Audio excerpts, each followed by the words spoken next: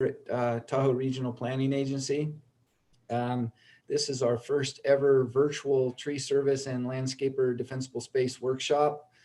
I wasn't able to pull one off last year at all, and unfortunately due to COVID. So this is our new reality, and we have a pretty good program set up today. There's going to be a total of 4 speakers. Linda Allen is our IT person who was instrumental in getting our online tree removal application. And since COVID, every other application that we get is now available online. She's going to do a brief walkthrough for folks who maybe haven't set up their account yet or haven't done it, but we were somewhere in the neighborhood of 94% online applications last year, and we're hopefully going to get to 100%.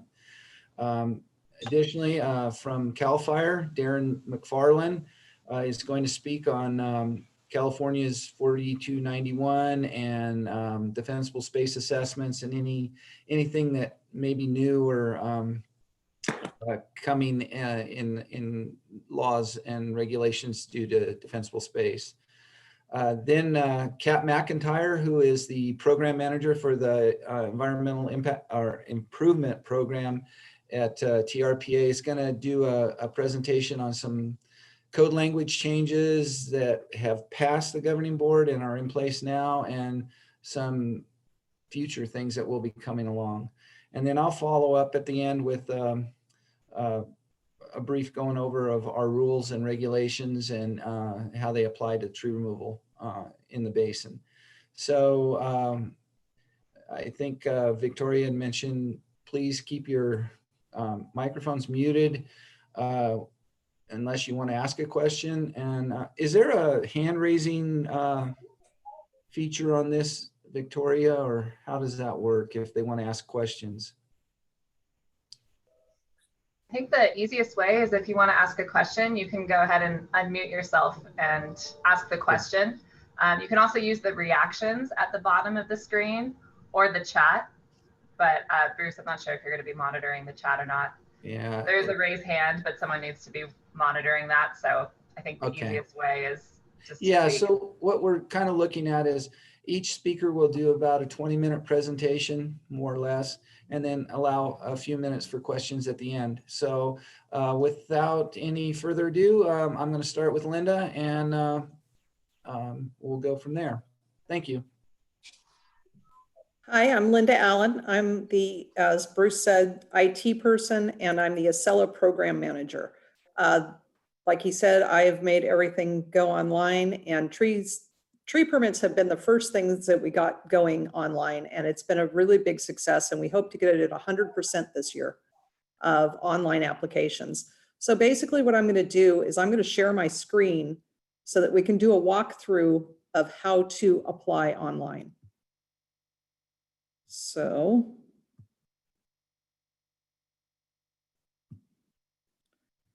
I'm hoping everybody can see that. This is on our new trpa.gov website. We have changed from trpa.org to trpa.gov. Either one will get you here right now. We have a redirect on trpa.org. And this is under permitting trees and defensible space. You'll get this page. You go ahead and hit apply online.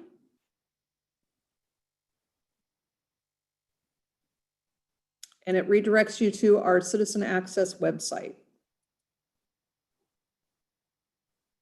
There it is.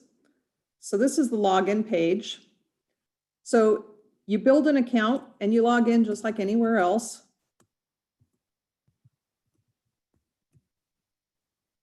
Oh, there we go.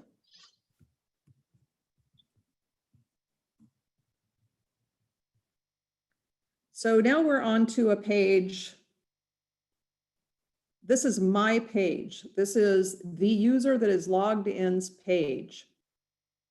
It will show you, this is what it looks like. If you go to building,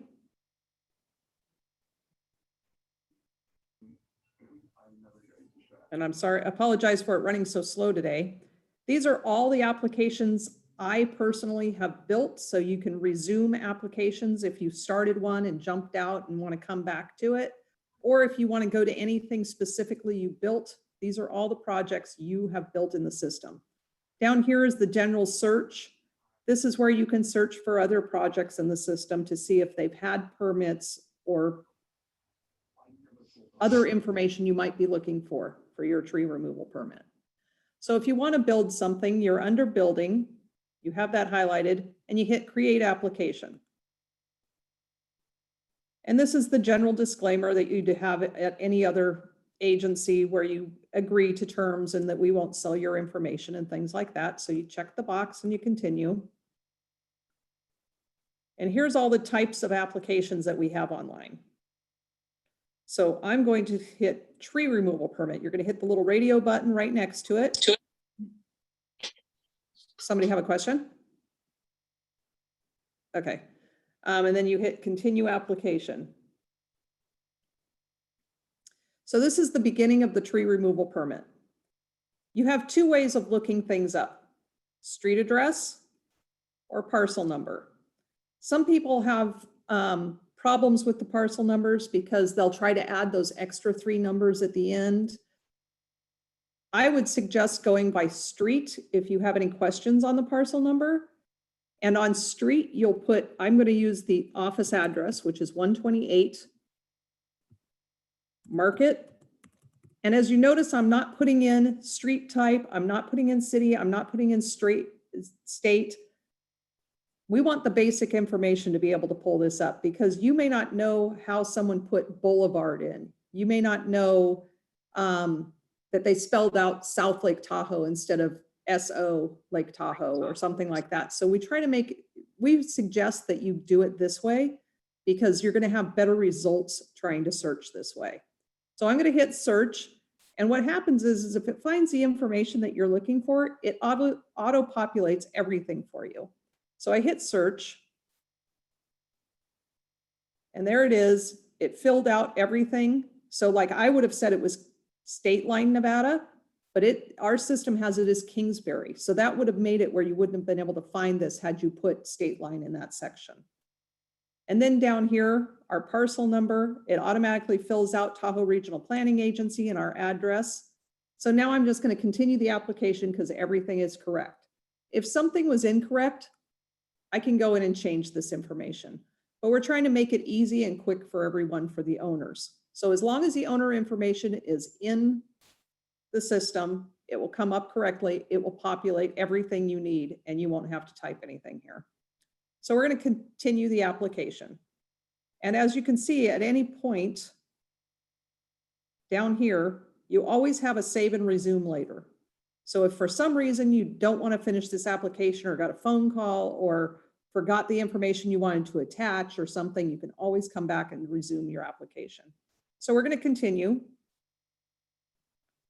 And now what we're doing is selecting an applicant. This is you. You're the applicant. And if you're the person that is logged into the system, you're not going to have to type anything. You're going to select from account. You're going to say, I am this person, Linda Allen, continue, fills it all in for you. You don't have to do anything. All of my information's right there. So if you have other people you want to attach to this permit for some reason, like a contractor or something like that, you can always add a new person, or if there's someone that's on this account that's associated to this account, you could look up. I always suggest adding it new. So we're going to hit continue because I'm the only person on this project.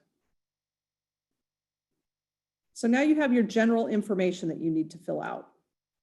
And you can always watch where you are in the process up here. We're on the application details. So is there an associated project that gives you a couple of options? Most of the time it's none, but it may have plans under review. It may have a construction permit. You are never an MOU. So we have this auto set to no so that you don't ever have to touch this. We are the reviewing agency. And then you have down here, project description. So do you want Bruce to come and evaluate all the property, all the trees on the property? You could click that button. Property access information are things like gates, dogs, reasons he has, you know, a gate code maybe for some of these properties. So you would fill this out, and any notes to the inspector that you want them to know. Down here is how to attach different photos or site plans or things that you want Bruce to see prior to coming out to the project. Also, this is where you would attach the authorization form from the owner. So all you do is hit add, and obviously it's like any other, you go to your desktop or wherever you have it saved, you add it and you upload it. After you've attached things, it'll list it here, what you've attached, and then you hit continue application after you've added the project or added to the project. Like I said, there's always the save and resume later if you want to save and resume. So we're continuing the application. This is the review page, just to make sure you've got everything right. And if there's anything maybe you forgot to attach, you could always come back and edit and go back to that section. On any of these things, you can go back and edit. We're done, so we're going to hit continue application.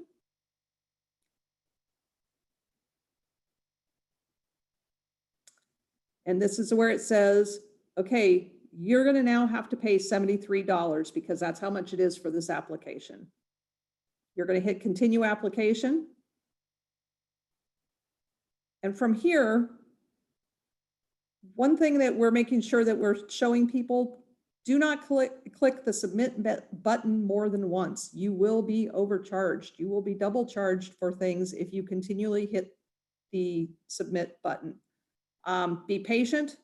If for some reason it doesn't go through, you contact Bruce or I, but we've found a lot of times people are hitting the submit button too many times because it's and trying to refresh, and that will cause a double charge. We have a new way of taking payment. We used to only accept credit card. Now we accept electronic checks and credit cards. So an electronic check is the routing number and your bank account number at the bottom of your check. So you have to check here now, are you paying with credit card, which is what's clicked here, which looks familiar, I'm sure, to many of you that have done this. But now if you wanted to pay with your bank account, you would click that button and you have different options that have come up. And it's an electronic check, and you pick business or personal, and then you put in your routing number, your account number, your check number, and all of this information down here needs to match what's on the check. So we have it saying as seen on check, but it has to match whatever is on the check and your bank account. If it does not match, the bank will not verify it and they will kick it back. So that's just another way of paying that we have that's only been active for about a week in the system.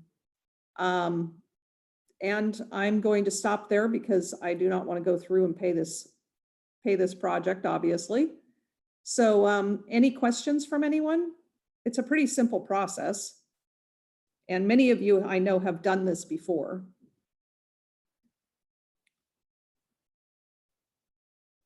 Okay, I will stop sharing and throw it back over to Bruce.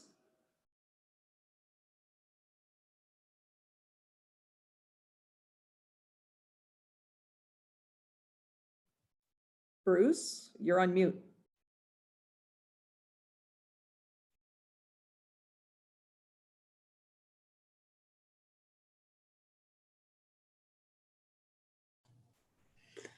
Yeah, thank you very much, Linda. I think I'm unmuted now.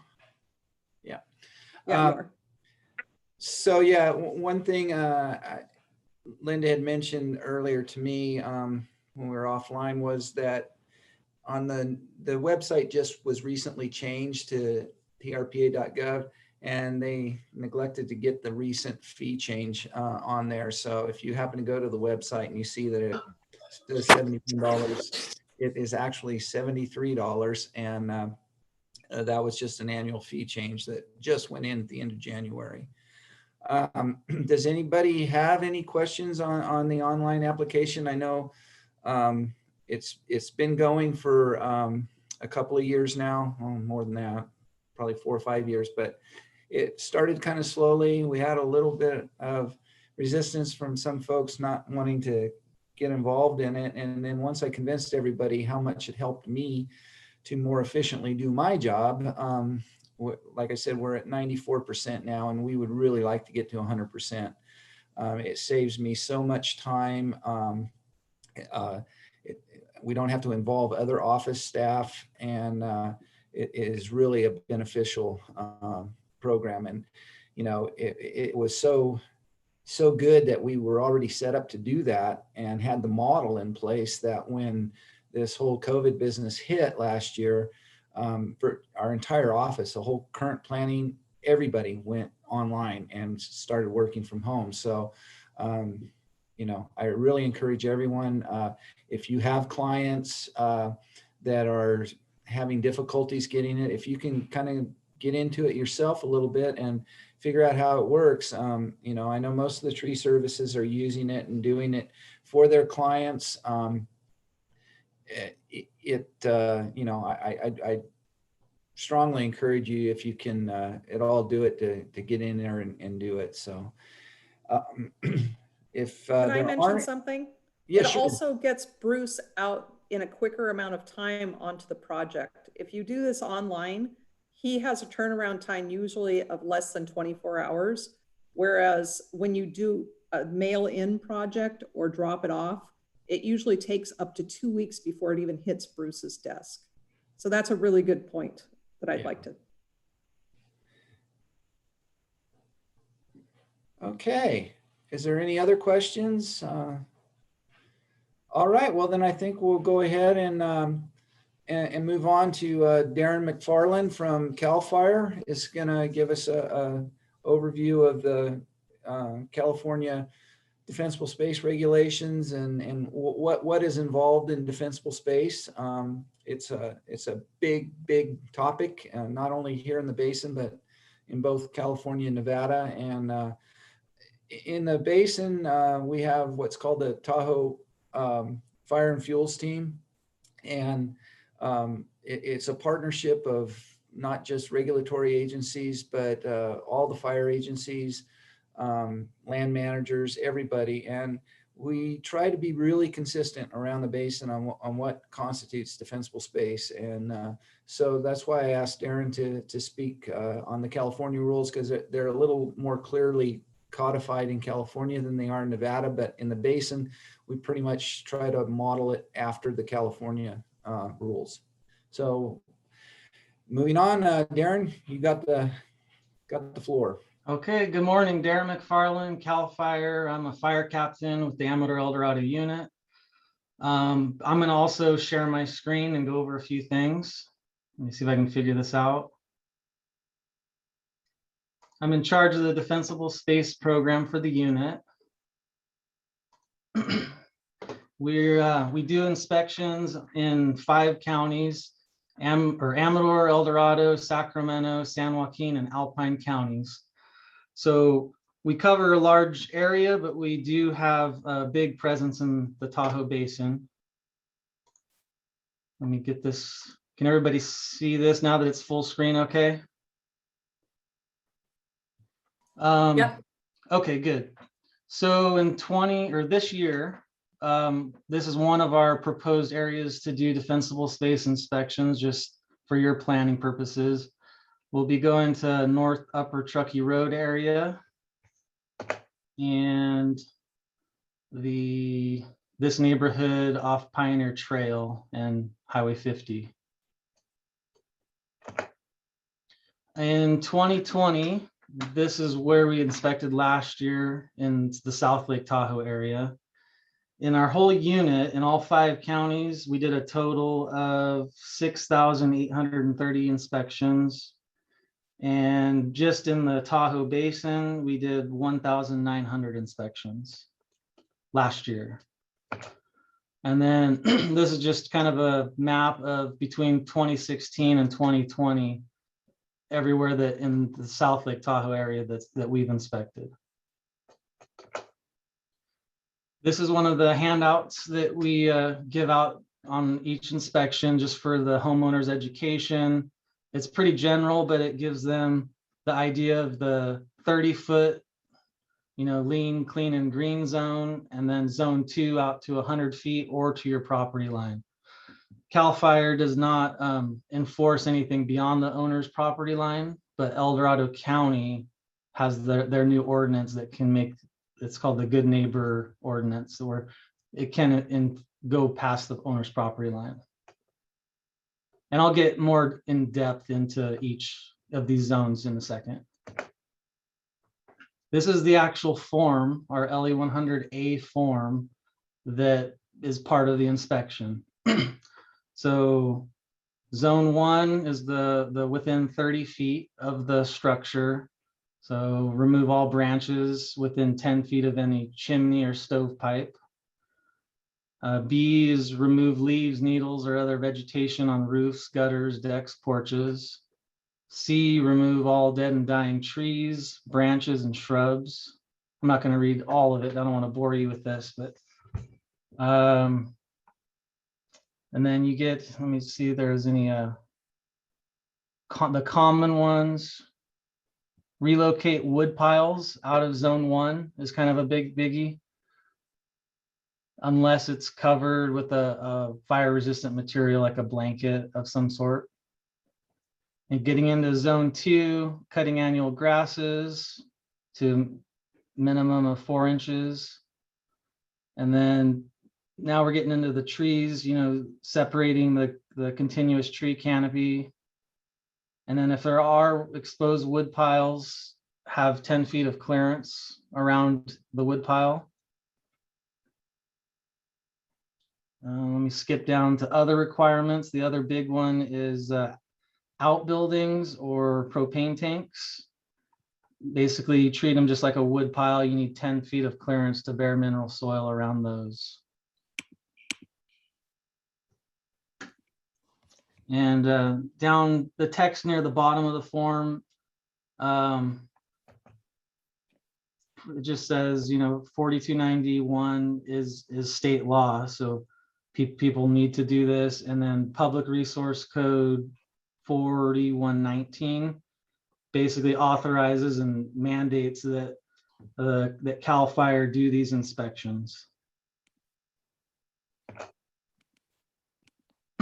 Here's the back of the form that you just saw, kind of giving a graphic of on the trees, the 6 feet of clearance. Obviously, if it's a really small tree and it's only 6 feet high, then you're not limiting it up that high. You're just going to 1/3 of the tree. And then in steeper slopes, you would want additional spacing, the horizontal spacing below. Now I'll just quickly go over a few pictures and just examples of what we just went over in the form. So here's an example of what we don't want: the brush and trees around chimneys. We're trying to prevent these embers on the left from lighting these leaves and pine needles on people's roofs.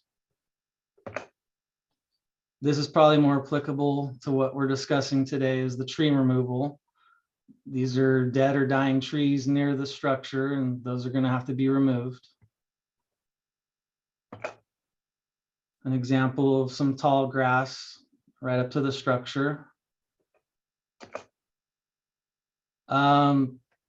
We try to get people to remove or thin out or change out their highly flammable vegetation that's right up against their structure. Like juniper, lavender, and rosemary are commonly planted as ornamental shrubbery, but it's highly flammable, so it's not the best option.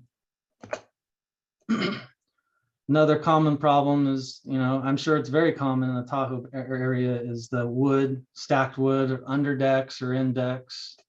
If it's here, it just needs to be covered in a fireproof blanket or some type of wood box or something that's enclosed and won't allow embers to get into it. There's a before and after of, weed eating the grass, making it more fire resistant. This is a before and after shot. We're looking at thinning out the trees, like the picture on the right. An example of how hot wood piles get. So if the wood pile is, right against your house, obviously it's going to burn well. We don't want brush right up against propane tanks. So this needs to be cleared to 10 feet to bare soil around each propane tank. That's all the slides and pictures I have. If anybody has any clarifying questions, I'm happy to answer. I have a few questions, please. Okay, let me unshare the screen here. Okay, go ahead. Hi, I'm Beth Moxley. Hi there. Were you, in the beginning of your presentation, the booklet that you showed, is there any way that tree services can get a bulk box of those that we can actually distribute as well? That handout that had the little diagram of 30 to 100 feet. Yeah, it was the actual booklet or actually any literature that the fire department distributes. Is it feasible for tree companies to also get copies of those? I will look into that. I will ask my boss, and I'll route that through Bruce. Does that work? Sure. Okay. Another question, sorry. Back in the day, like right after Angora, there was a great book that went around called Leslie Higgins. It was a little pamphlet and it showed the highly flammable vegetation in comparison to the medium and the low flammable. Does anybody know if we can still get that book or something comparable that we can show which vegetation is considered highly flammable and which is not? Something easy for the homeowners to follow. I'm not aware of the book, but there is the website readyforwildfire.org that does actually talk about what vegetation is good to plant around your structures. Okay, great. It's a good resource, and I believe you can actually download a lot of that literature there as well. Terrific. I've got that written down. Thank you so much. Okay.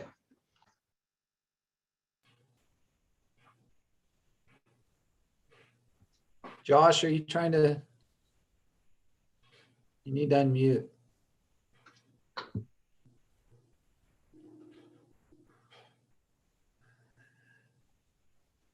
Does anybody else have any questions of Darren?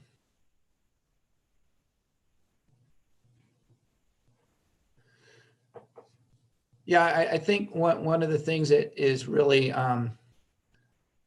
key to the whole idea of defensible space and sometimes gets missed is that oftentimes people think they got to remove every tree on their property, when actually if they cover their wood pile, clean up their pine needles and leaves, and cut the grass and brush that's close to their house, they're a lot more fire safe than getting rid of all their trees. But I know certainly we work in close cooperation with the fire districts and CAL FIRE in trying to, get people where they need to be. Obviously, there are times and places that trees need to be thinned, and we try to work hard to get people in that area. So I really thank you, Darren, for coming on and helping us with this today. There's folks that do nothing but the defensible space work, and then there's the tree services who it's a component of what they do, but that's not strictly what they do. So I'm sorry, I did have just a couple more questions. I'm sorry. Okay. Do you know where we can purchase fire retardant tarps at a good price? Do you guys supply those, Darren? And another thing on the, I keep hearing from homeowners, Bruce, that you will mark any tree within 10 feet of a structure under defensible space. Can you not clarify? 10 feet, not 10 feet. I will mark a tree if it's inside that 5-foot zone. And that's, we try to keep that. Oftentimes there's other issues if they're inside of 5 foot. I mean, they can be causing other problems. And now in new construction, when those permits go to the fire districts for approval, they will mark anything out within 5 or 6 feet of a structure. So But 10 feet, usually, if it's a large diameter tree and it's 10 feet and you've got the brush or the branches pruned away from the structure and the chimneys and everything, that tree's no more flammable than the house. So, it kind of gets into that lean and green thing. Yeah, we don't want it overgrown in that 30-foot zone, but a nice mature tree certainly is not something that we want to take out just because. Are you able to hear me now? Yeah. Okay, awesome. I know depending on kind of where we're at, like sometimes in Truckee, sometimes up in Tahoe, there's different markings. Is there kind of going to be a unified marking system for trees that are being removed, whether it's paint color or marking system or flagging? So as far as my marking system, there are a couple different ones. Sure. The fire districts usually, if they're marking they have a memorandum of understanding with us that allows them to issue tree removal permits for defensible space. They typically mark with red dots. I mark with blue dots. I usually put one at chest height and one at the base. And then if it's on federal ground, they always mark with a blue band on Forest Service ground. The California Tahoe Conservancy, when they're marking their lands out, they usually mark with the yellow bands. And then the power companies have their own system of marking, and they usually, because they go on routine patrols periodically through, they usually change their colors every year. And so, but they typically, if it's a trim, it's going to be marked with a dot. And if they're going to take the tree, they mark with an X. And they cannot remove a tree unless they get the property owner's permission, which that leads to, but they can get whatever clearance they need. So sometimes they will top trees and they look hideous and not something I like to see, but they have to get the clearance. They're mandated by state law as well. So, and now it's, Nevada has put a lot more emphasis on power line clearance as well. So you'll see more on the Nevada side as well as the California side. So that's kind of the general marking that you'll see. Okay. Yep. And in regards to the blanket for your wood piles, I just looked on Amazon, and there's a few different options on Amazon, and maybe Home Depot or Lowe's carries those kind of things also. Thank you. I thought there might be like a place to get a bulk amount. This seems to be a popular item that's hard to find. Gotcha. Any other questions? Okay, well, thanks again, Darren. I really appreciate it. And now we're going to move on to Kat McIntyre. Dr. Kat McIntyre is the program manager for the Environmental Improvement Program here at TRPA. And she has hit the ground running since she's been here, doing a lot of code updates, specifically in our Chapter 61, which has a lot to do with the tree removal. So, Kat, you're on. Great. Thanks, Bruce. I'm actually going to turn my camera off because my internet likes to break down on me all the time. So let me just do that. Okay, so today I'm going to walk you through the Chapter 61 Vegetation and Forest Health Code updates that we have been conducting over the past year. Let me see, how do I move forward? Okay, so we'll review the overall need for the update, and then I'm going to dig into the 3 sections that we focused on. One was the tree removal updates, prescribed fire updates, which are pretty simple, and then the vegetation protection and management updates, which is where we had a little bit more substantive work take place. So just to provide some context, on the left is what the public sees and perceives as a healthy forest versus what is on the right, which was what was historically present and is ecologically needed. And so in the basin, we kind of struggle, right, with dealing with what the public generally thinks is what should be out in the forest versus what we see as necessary from a fire risk and ecological perspective. Where is this? So the goals for this code update were one, to reorganize, to really streamline and get things in the right place. Sections for protections, for example, were scattered throughout all over, the chapter. There were several areas of redundancy. So we wanted to eliminate redundancy. So it was just a one-stop shop.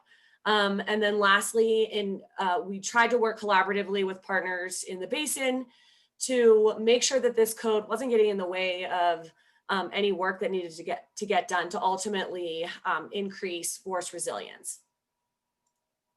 So as I mentioned, we worked with our partner agencies, so the Forest Service, Lahontan Water Board, Nevada Division of Forestry, CAL FIRE, Tahoe Fire and Fuels team, and the Conservancy to talk about how we could revise the code to update language to reflect current practices and also make sure that we weren't necessarily, again, getting in the way of the important work that needs to be done.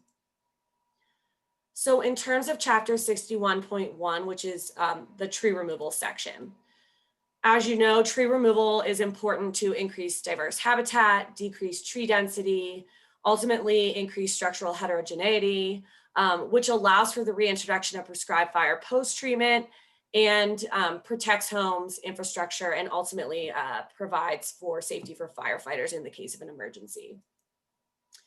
These amendments focused on modifying the language for clarity, renumbering and reorganization. So I'm going to flash that on the screen very briefly because it is a lot of renumbering that is not necessary for anyone to memorize, and then some minor deletions. So in terms of modified language within section 61.1, these are the main pieces, and I'm going to highlight a few, so don't get too caught up, and we can share this presentation if you want to see specifically, but let's go forward. So for example, under hazardous tree removal, we added language that if you have an MOU, you are exempt from having to work with the TRPA to get approval for hazardous tree removal. The next, in terms of a harvest or tree removal plan, we added language that said the TRPA may consider plans developed pursuant to the California Forest Practice Rules or other CEQA documents completed by a qualified forester to meet the intention of this section, provided that all the required elements are in place.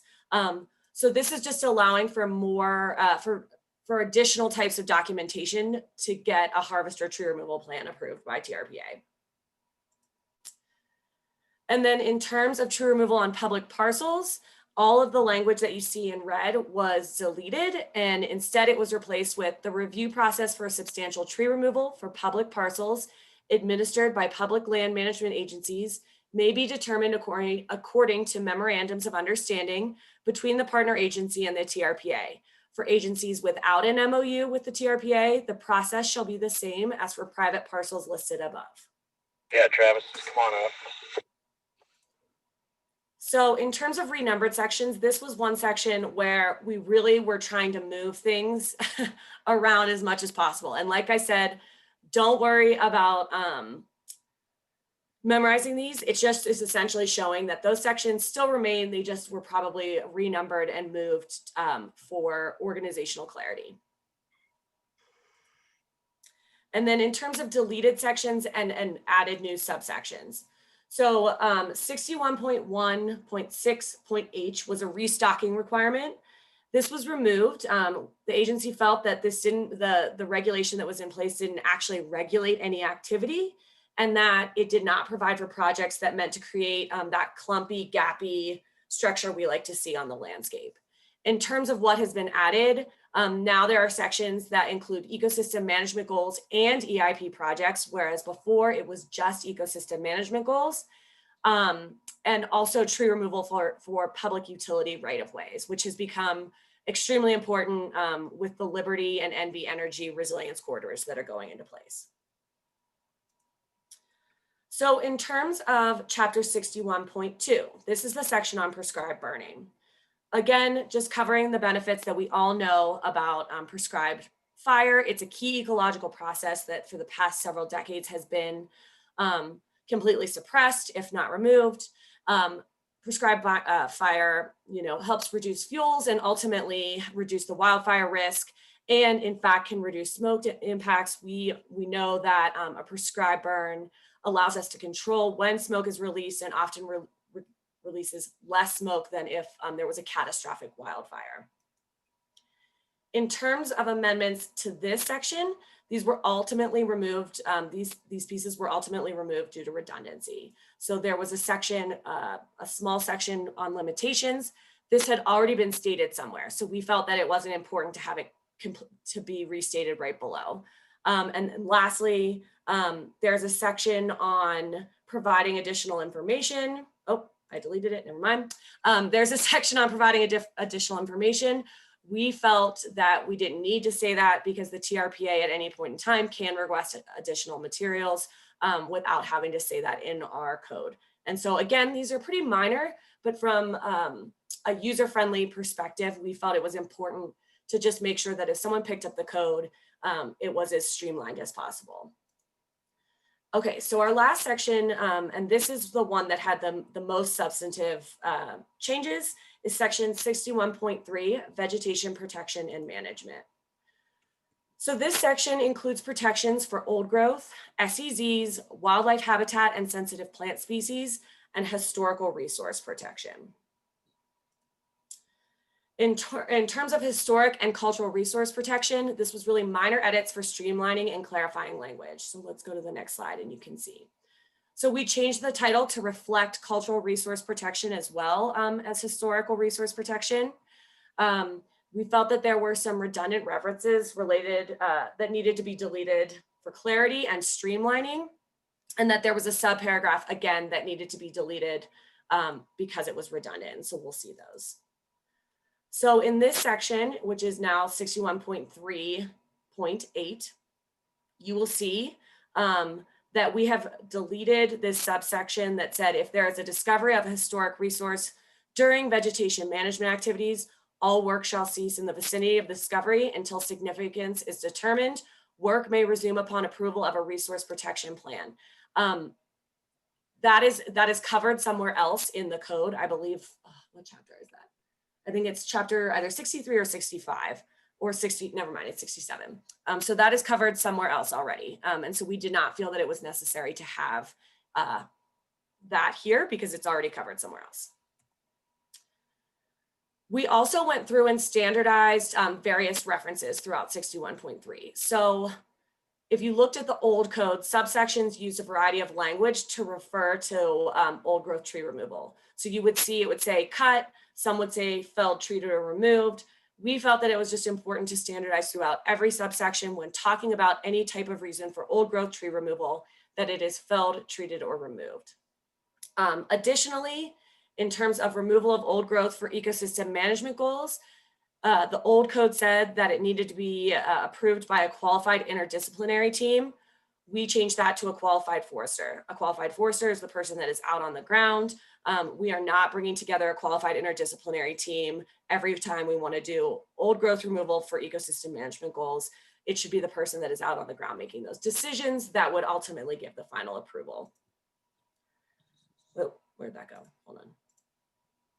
Oh, so this is just a summary slide that shows you the various areas that we changed. Again, not important to memorize, just knowing that this is, where we went through and standardized different references. This is what that code change language now looks like in place. And then this is one of the more substantive amendments in section 61.3. So historically, you were allowed to remove, tree cutting was allowed within stream environments zones over snow. We felt it was important to include operations over frozen ground and frozen soils. Lahontan Water Board allows that, so I worked closely with Lahontan Water Board on coming up with this language. Oftentimes frozen ground can be more stable than snow, and ultimately that leads to less environmental impact. So this is what that looks like. And then this is what the actual language looks like in the code. So you'll see we've added essentially that you can do tree removal in SECs over snow or frozen ground with hard frozen soil conditions. And then it outlines exactly what we're looking for when we talk about frozen soil conditions. So frozen soil operations are permitted where operated vehicles, tractors, and equipment can travel without sinking into soil, road, and or landing surface to a depth of more than 2 inches for a distance of more than 25 feet. Temperatures must also remain low to preclude thawing of the soil surface. And then for over snow operations, maintain approximately 12 inches of compacted snow or ice on undisturbed ground and 6 inches of compacted snow or ice on existing disturbed surfaces. For over the snow and frozen soil operations in SEZs, exclude ground-based equipment from the 25-foot buffer around watercourse channels. So this is now allowing operators to work over snow and then also over frozen ground with hard frozen soil conditions. And then lastly, again, in terms of tree removal in SEZs, tree cutting within SEZs currently required innovative technology to be piloted and proven environmentally safe to the TRPA. And our partner agencies continuously said that once an innovative technology has been proven environmentally safe and piloted and shown that it can operate in an SEZ, that they should not have to continuously pilot it. And so we added language that once an innovative technology is properly demonstrated to the TRPA, it becomes a viable option for all partner agencies going forward. And so this is what that language now looks like. Once an innovative technology has been deemed acceptable by TRPA, all partners, what's this say? Sorry, or permittees may utilize that technology. There is some reorganization in this section. All protections for stream environment zones are now consolidated into one area. Again, this is just something I wanted to mention in case you're used to the old code where you would find those sections in different areas. They're now all consolidated under protection of stream environment zones. So with that, I can take any questions about, what might be coming in the future, yeah, essentially, if you have any questions, please let me know. I have a few questions, please. Yep. The vehicles on frozen ground, are you saying that we can take our equipment off of the asphalt onto dirt between October 15th and May 1st if the ground is solid, frozen? Typically, I always heard we weren't allowed to take our equipment off of the soil, but by reading what the changes, Bruce, I'm going to let Bruce jump in on that because I can see he's. I got a couple questions, actually. I'll throw them both in together. And that being said, does that mean I can, processing trees over snow, does that mean I can skid October 15th, May 1st? Basically, it's still the same type of concept in that if you're not disturbing soil, and you can utilize it's the low impact equipment. So there's a couple of things you got to caveats in that. Yes, you can go off pavement with low impact equipment in solid frozen ground situations. Skidding over that probably doesn't qualify as low impact equipment. That would be more something like a skid steer or something like that that's got low impact on the soil. It's put in there so that if we have these big projects on Forest Service ground or state ground, and the guys are trying to get in there and operate in the winter time, we're trying to expand the window a little bit to allow for certain conditions, but they have to be just the right conditions. It's not a general thing.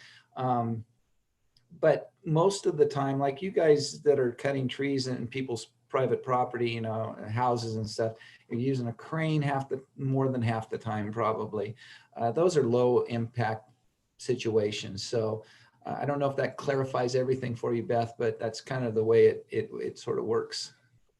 Well, I do think it's important to note that the skidder does not always leave the asphalt.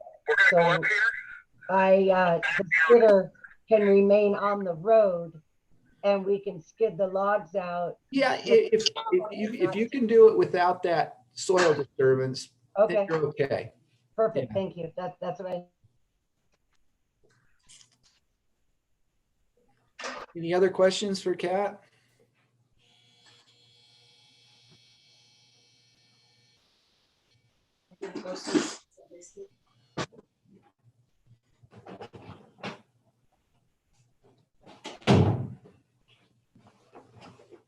Okay, well, thank you very much, Kat. I really appreciate that. I know you've done a lot of work on that chapter 61 to make it a little more reasonable to read through, and a lot of governing board presentations, and getting it there it was a long time coming, and I really appreciate the work that you've done on it, and I appreciate you coming today to present for this workshop.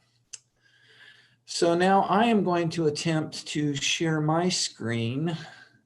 But first I need to see this.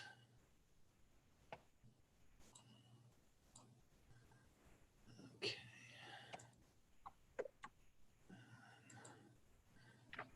Let's get this up.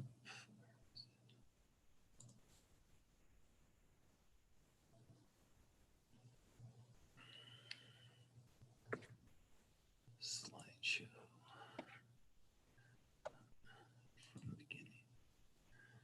Okay, now I need to go back.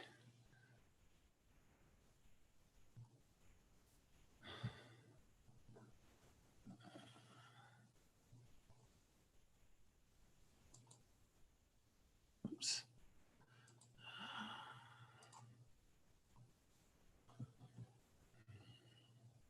Escape. Okay, let's go back here.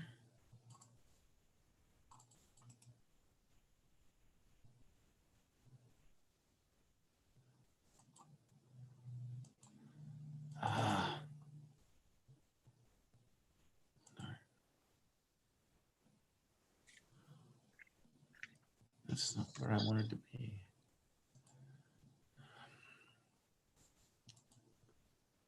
Cancel. Wow.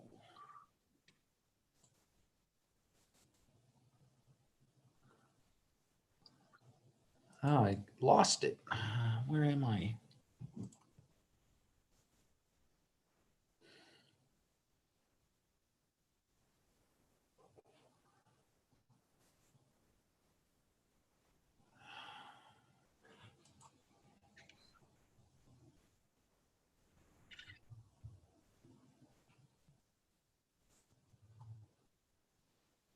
Share.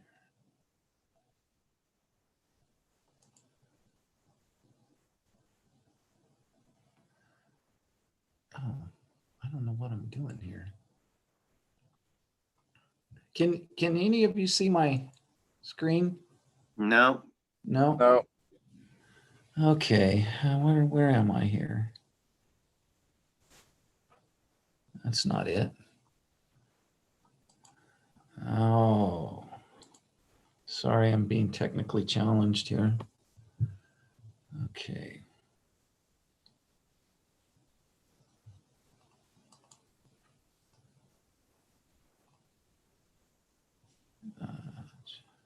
Got it.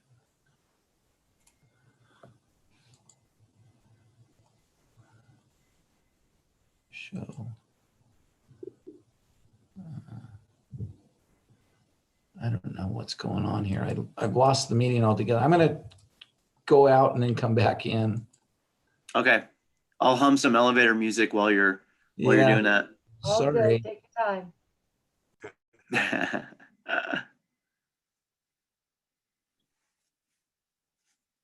Where's the humming, Jeff? I know, right? Wait, I gotta tune up here. All I know is the Jeopardy theme song. So and that got old fast.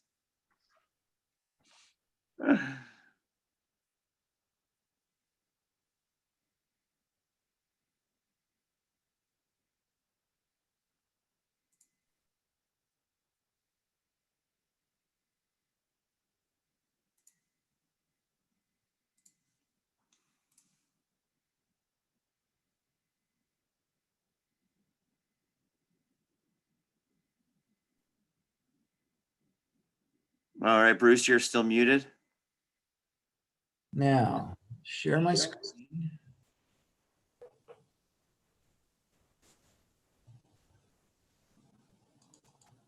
Okay, looks like something's coming up, Bruce. Okay, now I just got to find what I'm looking for here. Get out of that. I am screen sharing. So now, out of that.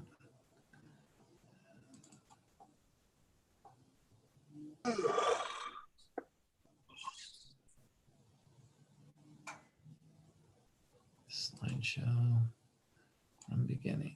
Okay, can you see it? Yep, we got you. Yep. Sorry about that. Little technical glitch there.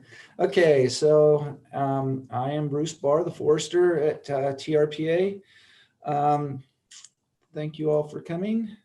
So we're just going to go over the rules specific to tree removal today. I know Kat went through the whole what the code says and how that's laid out. And I'm sort of the one that puts it into play in practice. So why are tree removal permits required in Tahoe? So the reason is that TRPA is a bi-state compact between the states of Nevada and California. It was created by Congress in 1969, and it had to pass both state legislatures and then went back to Washington, D.C. and passed both houses and was signed by President Nixon in 1969. Forest health was identified as one of the resources in the basin that they wanted to protect. And Congress determined, so this is in the original code that was put into place in 1969, that tree removal permits would be required. So people think things are hard in Tahoe, but we're trying to make it easier. So actually tree removal ordinances are really pretty common, particularly in California. In Nevada, people tend to like trees because it's got a lot of desert. So they're not as likely to want to cut their trees, but there are many municipalities in California that require tree removal permits before you can take any trees down. So when is a tree removal permit required? Anytime you want to remove a tree that is larger than 14-inch diameter, except in a stream environment zone, SEZ. In an SEZ, any vegetation that you want to prune, remove, cut, whatever, dead or alive, requires a tree removal permit. In lakefront homes, in the area between the lake and the front of the house facing the lake, it goes down to 6 inches. And then the back shore of Lake Tahoe is treated the same as a stream environment zone. And we'll get into the back shore in a little bit. Oops.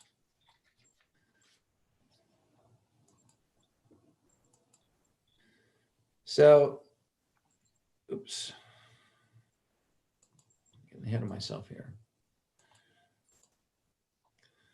So how do you identify an SEZ? Well, a lot of times it's the type of vegetation that's growing there: willows, alders, aspens. If it's a naturally wet area, stream, obviously, if it's a flowing water, ponds, anything like that.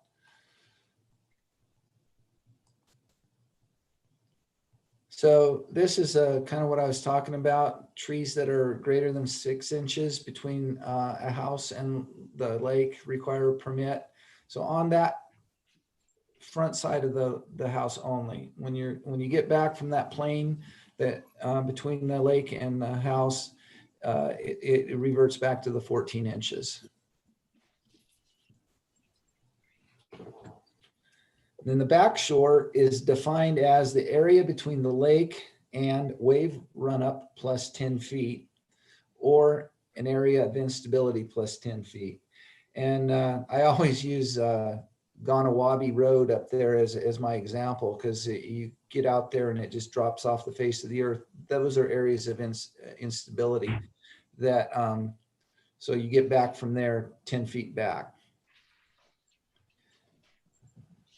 So a lot of times, you know, if it's not, if people don't know exactly whether it's been delineated or not, I'll put in a prescriptive note in the tree removal permit that, so you don't have to, you know, guess as to where the back shore is.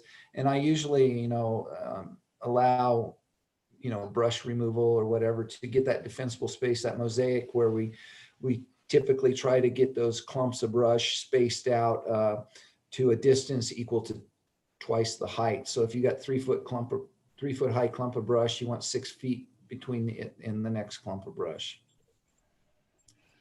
This kind of shows how that works. If you've got, you know, the backshore area. So the area of instability, you know, you got a steep cliff there. You go back from the edge of the cliff 10 feet, and that's your, anything on the lake side of that is backshore. So where do you measure a tree?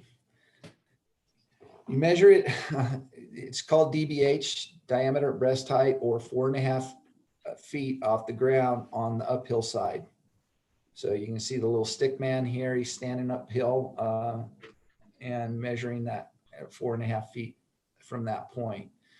14-inch diameter is roughly, I think it's like 43 3/4 inches in diameter if you were using a standard tape, or I mean in circumference.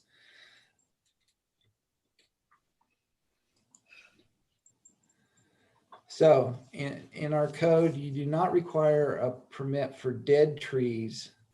And a dead tree is one that has no green needle. So you can see here, the one on the left is stone cold dead, doesn't have a green needle on it. The one on the right, even though that tree's pretty sad looking, it still has green on it. I don't doubt that tree would die soon, but it still would require a permit. Okay. Now, here's where it gets kind of confusing. And this is one of the things Kat didn't mention, but I'd like to see it go away, is the, so if a dead tree is over 24 inches on the east side and over 30 inches on the west side, it wouldn't require a permit unless it was on a lakefront property or in an area zoned conservation or recreation. And the conservation and recreation rarely comes up, but there are some properties where it does come into play.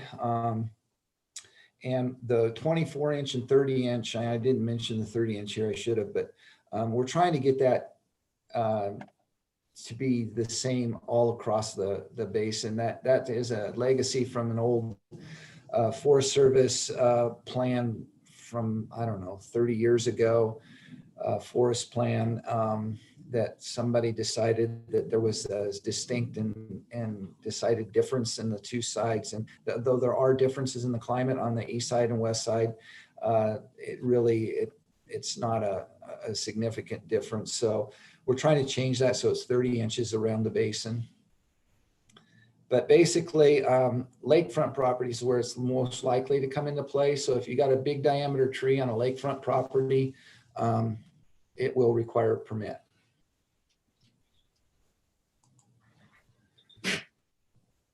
Typically, permits are not required to cut limbs in the lower 1/3 of the overall height of the tree. And this comes up all the time and people want to know why. And it's essentially because if you notice, a lot of the trees on lakefront properties, particularly, they're pruned to the sky, or you'll see windows cut in trees, which is disgusting. But you know, they can lift the skirts on these trees. If you got a 90-foot tall tree, you can prune it up to 30 feet, green limbs. If it's within 10 feet of the chimney, house, or decks, typically we'll allow pruning, you know, for defensible space. We'd like to get that a little bit of clearance from the structure. Now, people think it's because that tree is going to start their house on fire. It's actually just the opposite. So if there's a structure fire, it's not going to light the crown of a tree on fire and create a crown fire. And within 10 feet of utility lines, which most of you guys know, if you're in a tree service, you cannot work within 10 feet of utility lines anyway. So the utilities usually take care of those. And any dead limbs anywhere in the tree. Technically, you know, you'll see a lot of these spike top firs and whatnot where the bugs hit them 5 years ago and they got a great top on them. You can go up and knock that out without any permit. You can prune any of the self-pruned branches in the lower portions of the pine trees or anywhere in the tree if it's dead. Yeah, so this is a good example. This is what I was talking about on the right. You see this all over the basin. They just, there's no reason to cut green limbs on pine trees or fir trees or any conifer for that matter. There really is no reason for it. You can get, you know, the distance you need. I mean, Darren told us that it was like 10 feet or 6 feet. I think that they require, you know, that much. So the trees on the left don't need pruning even to get defensible space. The trees on the right, you've pretty much destroyed those trees. You made them less wind tolerant. They're, you know, they're susceptible to sun scald now. There's just no reason to do that. And that's why we have the rule for that reason. So yeah, you know, permit not required for dead limbs or dead top. Like I said, it's always a good idea if you're going to get in a situation like that. Anything questionable, take a picture of it. You don't necessarily need to send it to me unless, you know, I get a complaint and then I ask you about it. If you've got one, that just helps me a lot.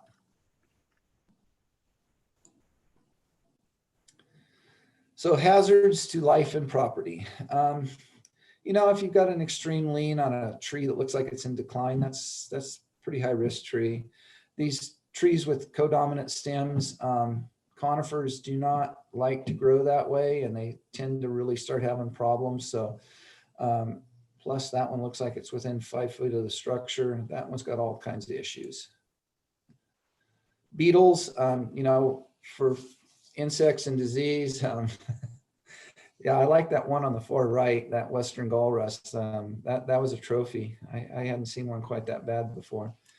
But, you know, if we've got obvious active insects and somebody's on top of it, wants to get that out of there, that's a good idea.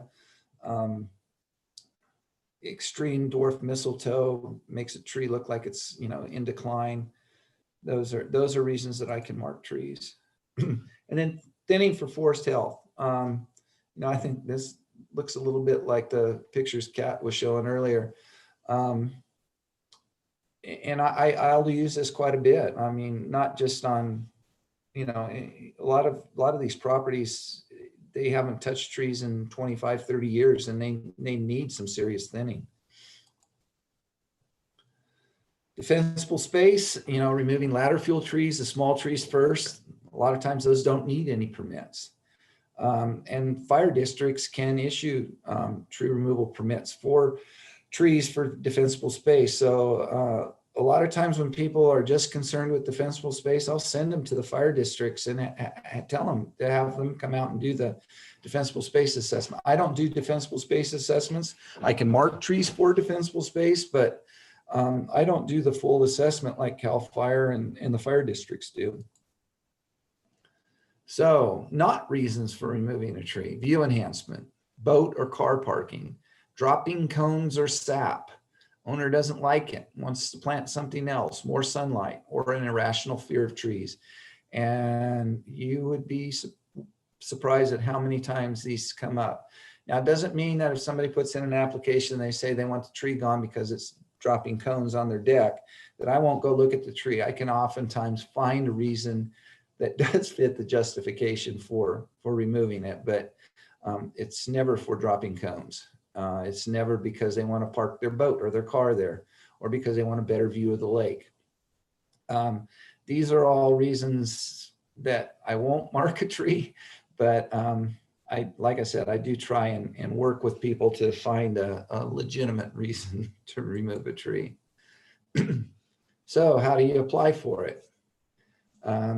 You go to our website, which has changed, but this will still get you there, www.trpa.org. Use the online application tool, pay the $73 fee with a credit card. If you or your or the homeowner wants an appointment, I'll call. I'm trying not to do appointments. And I think this past year, you know, I've worked with most of the tree services, and we've sort of worked out a method where unless there's some specific reason, like it's just a big property and it's too hard to identify everything, I'll meet with them. But typically I asked if you can just flag them or mark them somehow. I'll get by there and I'll mark the tree and then send out the permit via email. As Linda said, you know, a lot of these I was getting them the next day. So it's a pretty good system. I appreciate all of the help that you guys have gave me this past year. It was the biggest year I've had in going on 7 years that I've been here. I issued 1,400 permits last year in 2020. That was 37% increase over the year before, which was the biggest year before that.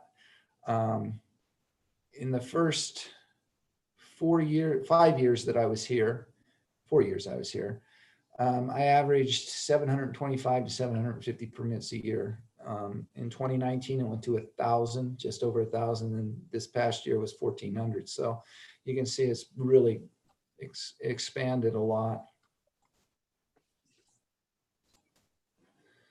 So if you're acting as the owner's agent, there on our website, you'll find this sheet. It's it's the back half or the second page of the paper form.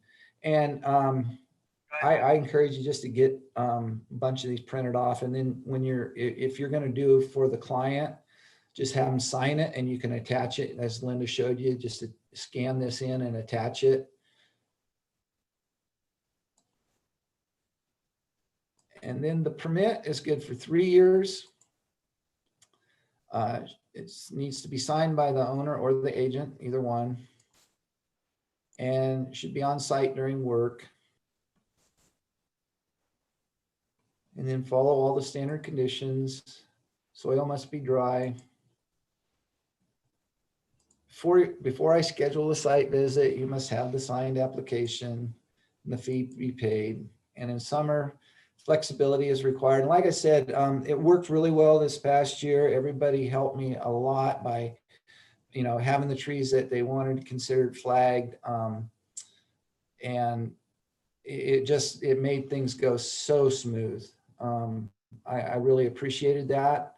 I don't know that I would have been able to keep up with the volume had it not been for that. So again, thanks a lot. And then yeah, this is so true. I can't be specific on a time after the first appointment of the day. So, you know, I know a lot of times I'll give you guys a call when I'm on the road saying, hey, I'm going to be there in, you know, half an hour or an hour. If it works, it works. If it doesn't, we'll get you on the next round. If you need to meet me on some of these spots. So, again, flexibility is really appreciated. And, you know, I had one day last year, I took an extra day off around Labor Day, and I came back in and printed off all my permits. I got on Google Maps, laid out my day, took off about 6 in the morning from my house in Reno, went around the lake, got home about 4:30 and counted them up, and I did 34 permits that day. So it can be a hectic day, but you know, there were a lot of days when I did over 20. So You do an amazing job, Bruce. We really appreciate it. thanks. Please, I know sometimes, and I know, you know, things happen, so I'll work with you. if you got a crane scheduled and the property owner said he was going to get the permit and he didn't get the permit, okay, I understand and I'll work with you guys. But and really, this rarely happens, but if it is an emergency, I'll work with you on it. But try not to schedule it before I get you the permit. Okay, other things. These are just kind of out there things, but climbing trees for pruning must be done without climbing spurs. If that tree is going to be left, let's not wound it any more than we have to. So there are a lot of ways to get up in a tree without using spurs, and we shouldn't be climbing trees that are going to be left to prune and spike them all up and down. Tree removal prune. This is something that it's come up a few times, but rarely. And so I looked into it a little bit this year because it's happening more often. There's a lot of property changing hands right now. And tree removal permits that I issued last year, and then the new owners came in and the trees weren't removed. So if a tree removal permit has not expired, has not gone past 3 years, even if it's a new owner, it's still valid. So you guys, if you're going to go in and check on a property, you see the blue dots, you want to go, you can go into your account and you can search for that property and see if there's a permit for it. And if there's a permit that's under 3 years, it's still valid. So even if the previous owner took that permit out. And that's it. Does anybody have any questions?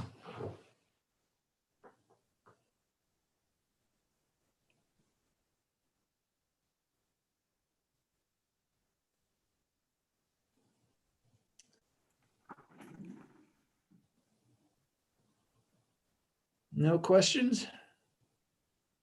Actually, I I do don't- have I a don't question see- here. I'm Okay. late to the party here. Sorry. No worries. I had to leave and I had just came back. To do any trimming on your property, you need a tree permit? Is that what's the gist is here? No, only in a stream environment zone do you need a permit, tree removal permit Okay, for pruning. So the pruning, the regulations on that are you can prune green branches up to 1/3 the overall height of the tree. You can prune dead branches anywhere in the tree. And you can prune whatever you need to get your 10-foot clearance for defensible space. okay. Off the thing. So- Those don't require a permit for any of that. If you're going to do any pruning or brush removal or anything like that in a stream environment zone or in the backshore of the lake, then that does require a permit. It doesn't mean you can't prune stuff in there or thin it, but it does require a permit. And usually I'll do a prescriptive, I'll just put some prescription on the Okay. permit. Bruce, how about manzanilla bushes they've got those around my house. Do I need to get a permit to clear those out? Not, so are you manzanita bushes around your house? No. I guess the short answer would be, Okay, they're, the only time that would be, and that's not typically something that grows in an SEZ. So I would say no, that, and basically the manzanita bushes, most people try to get them spaced out, if they're 5 foot tall, get 10 foot around each clump. So. yeah, I understand in a fire, those things really go up. Oh yeah. Yeah. They're pretty flammable. Mm-hmm. Okay, so Are- as far as fire abatement around my house, I've got trees that are 30 feet out from my house. I would like to take some out to make it even further. I need to go through this process of the If they're over 14-inch diameter, yes. over 14 Over 14. and less than that, I'm okay. Yep, Okay, Bruce, thanks so much. you bet. I have a question. Can you hear me? Yep. Is the new contractor list going to be going out to the departments soon, Yeah. or has it already? It hasn't. I've just finalized it. In fact, Awesome. if you guys got on that group email list, then you're on the list. There's a few that I didn't have emails for, and I hope those folks will reach out to me, but I'm going to send out what I have. It's actually going to be 2 separate lists. There's one that was mostly landscapers who do just defensible space, and then a tree service list. So Number check on a tree. Okay. Awesome. Was part of the requirement to get on the list attending this course? Is that not mandatory? Well, I'm trying to make it as easy for everybody as possible. So this is being recorded. So if somebody reaches out to me, and I'll send them the link, and then they can sit in on it. And if any of you want to have your office staff or somebody else view it, you'll be able to pull it up, and they can view either part of it or all of it. That's awesome. I like that idea. Thank you. You bet.